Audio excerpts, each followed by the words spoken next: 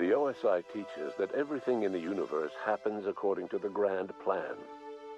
But the stranger that arrived in Halcyon was an unplanned variable. From the moment he landed in Emerald Vale, his actions altered the course of history. The events on Tartarus brought about the end of the board's authority. But the board's mistakes would haunt the colony for decades to come. The damage they left behind would require the work of a generation to repair. Dr. Phineas Wells began reviving a handful of the Hope's colonists: engineers, scientists, technicians, and intellectuals.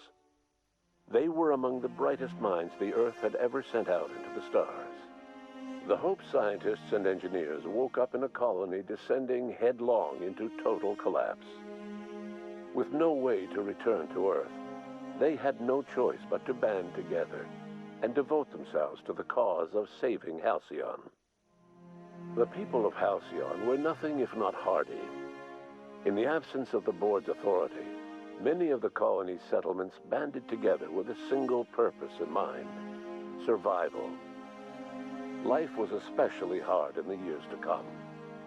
Some towns dissolved by attrition and starvation, but most of them found a way to carry on. In the years to come, Halcyon was forced to reckon with its newfound freedom.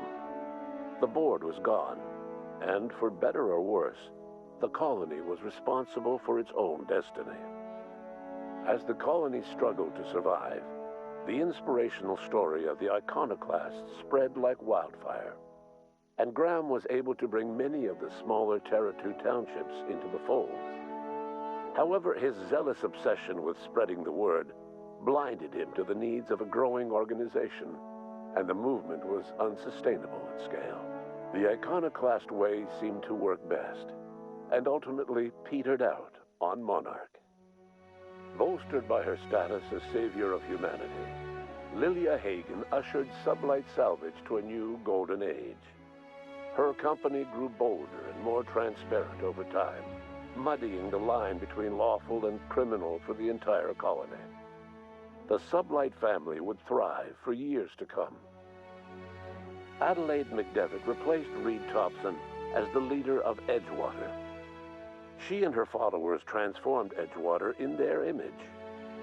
Anyone loyal to Reed was pressured into leaving town, and those who stayed behind adapted to her way of life.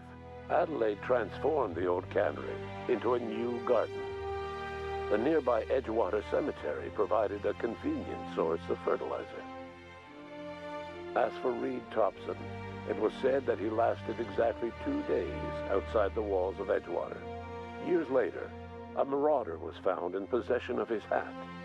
Under the leadership of Junlei Tennyson, the Groundbreaker held firm against corporate influence. The ship's mechanical stability gave Junlei the time to educate a promising generation of engineers schooled in her family's traditions. The future of the Groundbreaker looks promising. The rediscovery of the Hope and the abandonment of the lifetime employment program forced Byzantium to come to terms with some uncomfortable realities about the state of Halcyon. While Byzantines were reluctant to surrender the luxuries they'd grown accustomed to, the board's diminished authority gave them little choice in the matter. Nearly everyone had to learn to make do with less. Some even had to get jobs. It was a dark time indeed. Life in Halcyon was sobering for Felix Millstone. The grand revolution he dreamed of never came. There was no great awakening for the colony, no celebrations in the streets.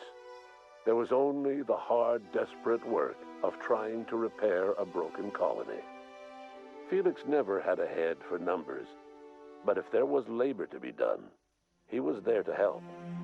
Eventually, Felix realized that the work of a revolution was done with 2 hands. Once the matter with the Hope colonists was resolved, Junlei bashfully asked Parvati if she'd like to join her permanently on the Groundbreaker, and Parvati enthusiastically, if somewhat awkwardly, agreed. The stories of her adventures spread across the colony, and Parvati soon found herself the center of attention.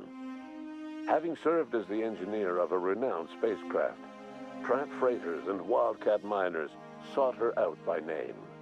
And in no time, she was a fixture in the Groundbreaker's mechanical ecosystem. She and Junlei were never far apart. Nyoka returned to Monarch to take another crack at making a permanent life for herself. She formed the Charon Group, a mercenary outfit of ragtag survivalists and wilderness experts. Anyone in need of a guide, or just looking to throw back a beer and swap stories, could find her camping on the trail or clearing an infestation. The SAM unit that accompanied you spread awareness of the product line's superior sanitation and maintenance capabilities across what was left of the colony. This led to a boost in SAM unit sales. Did you know that SAM units are the longest-lasting, toughest-acting cleaning solution in Halcyon? Minister Clark was released from house arrest, and his contact with you gave him a sense of renewed purpose and vigor. Once it became clear that no help would be coming from Earth, he threw his considerable efforts and talents into helping Halcyon manage the crisis before it. Chairman Rockwell served as the public face for the changes in Halcyon to come.